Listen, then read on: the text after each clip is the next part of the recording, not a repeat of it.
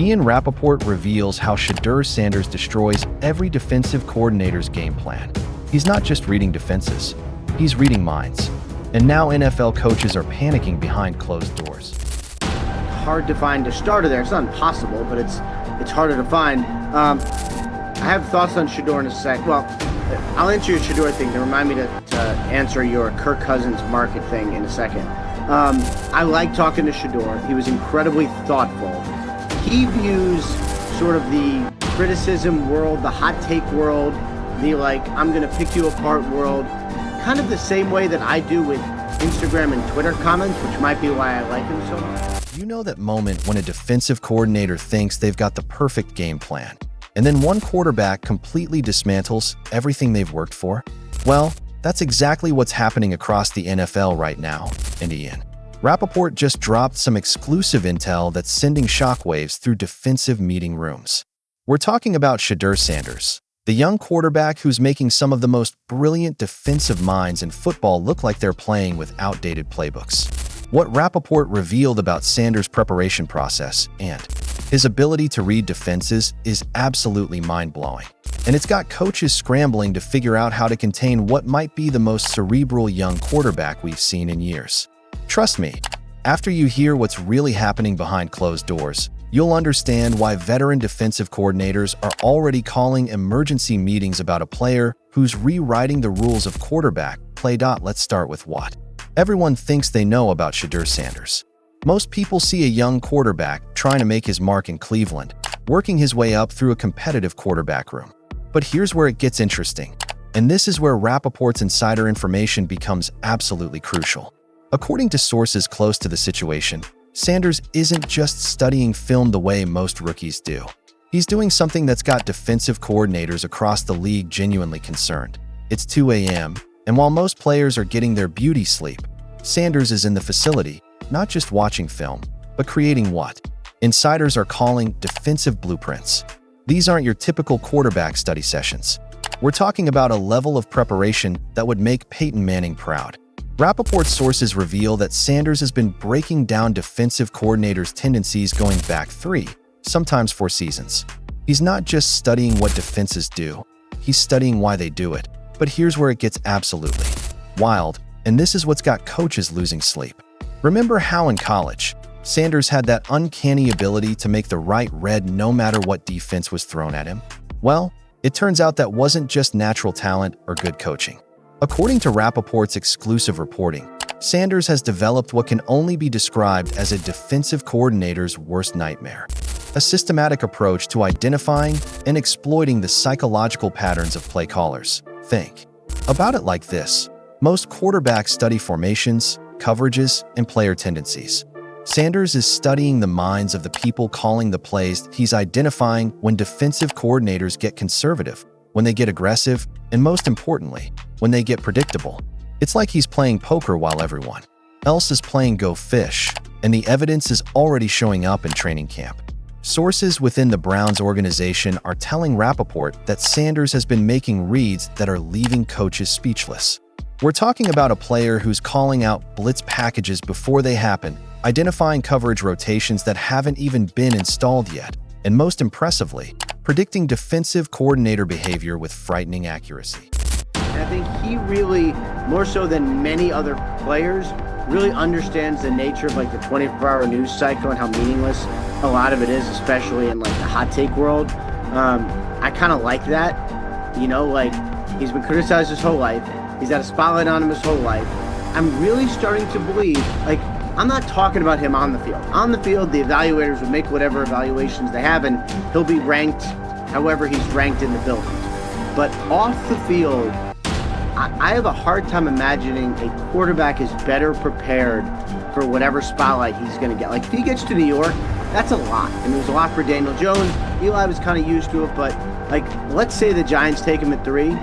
There is no prospect better prepared for the Giants or whatever than Shedeur Sanders. And that competition, that quarterback room in New York would be just utterly fascinating to see how it all plays out. I mean, this is the thing. Regardless of where Shedeur goes, we all know the potential, quarterback teams in the draft. It's the Saints, it's the Steelers, it's clearly the teams that are drafting 1, 2, 3. In all those places, the expectation, regardless who else is on the roster, is going to be, well, Shedeur is going to play sooner than later. Why would he not? That's not always the case, but more often than not, it does go. But wait, it gets even more interesting. You know how defensive coordinators pride themselves on being unpredictable? Well, Sanders has apparently figured out something that's got them all spooked. According to Rapoport's sources, Sanders has been studying what he calls pressure points, specific situations where defensive coordinators are most likely to abandon their game plan and revert to their comfort zones. Picture this scenario: 3rd and long, 2-minute drill, crowd noise. At its peak, most coordinators have a go-to call in this situation, something they've used for years and trust implicitly. Sanders has been cataloging these tendencies not just for individual coordinators, but for entire defensive systems. He knows that when certain coordinators get into pressure situations, they're going to call their favorite coverage about 73% of the time. And here's what's really got the defensive minds worried. Sanders isn't just identifying these patterns, he's sharing them with his teammates. Rapoport's sources indicate that Sanders has been creating what can only be described as coordinator profiles for each team on their schedule.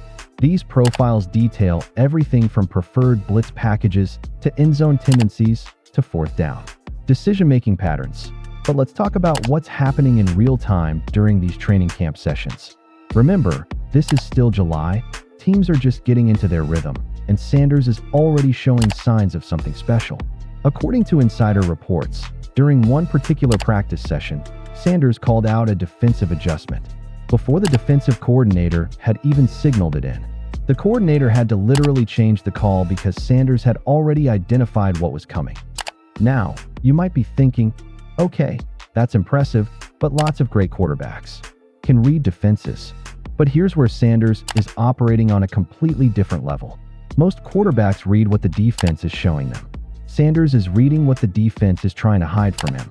It's the difference between playing checkers and playing 3D chess that Rapoport sources are telling him that Sanders has been studying defensive coordinators' college tape, their previous NFL stops, even their coaching mentors. He's identifying philosophical through lines that go back decades. When he faces a coordinator who learned under Dick LeBeau, he knows certain coverage concepts are going to show up in specific situations. When he's going against someone from the Seattle coaching tree, he's already identified their preferred method of disguising coverage. But here's what's truly remarkable, and this is where the destroying game plans part really comes into play. Sanders isn't just reacting to what defenses are doing. He's forcing them to react to him. According to Rapoport's exclusive information, Sanders has been identifying what he calls coordinator comfort zones and then systematically attacking those areas until the coordinator is forced to adjust. Think about it like this. Every defensive coordinator has certain calls they love, certain situations where they feel most confident. Sanders has been studying these preferences and then putting together offensive packages specifically designed to make those favorite calls ineffective. It's like he's taking away their security blanket and forcing them to operate outside their expertise. And the psychological impact on defensive coordinators is already becoming apparent. Sources are telling Rapoport that some coordinators are already changing their approach to game planning, not because of what Sanders has done on the field, but because of what they know he's capable of doing. They're having to account for a level of preparation and intelligence that they simply haven't seen before. But let's get into the specific techniques that are driving coordinators crazy. According to Rapoport's reporting, Sanders has developed what insiders are calling the coordinator tell system.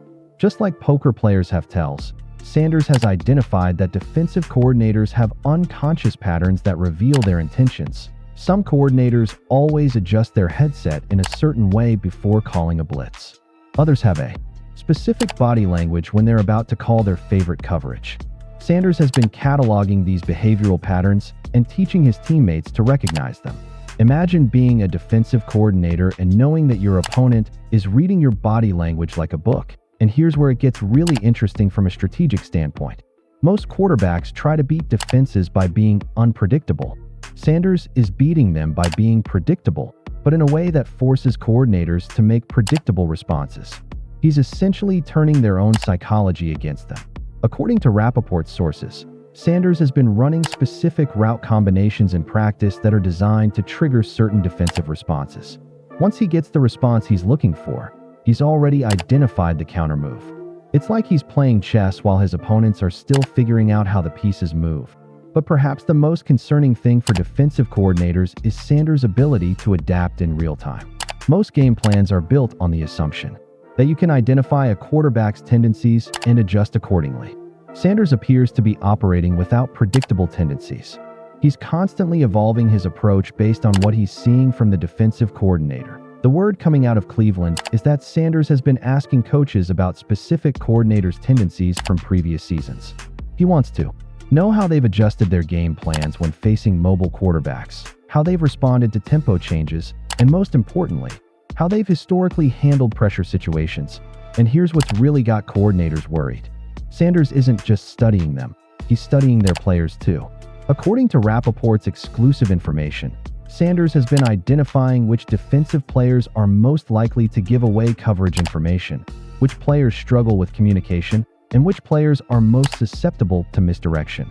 Think about the implications here. Sanders is essentially creating a psychological profile of entire defensive units.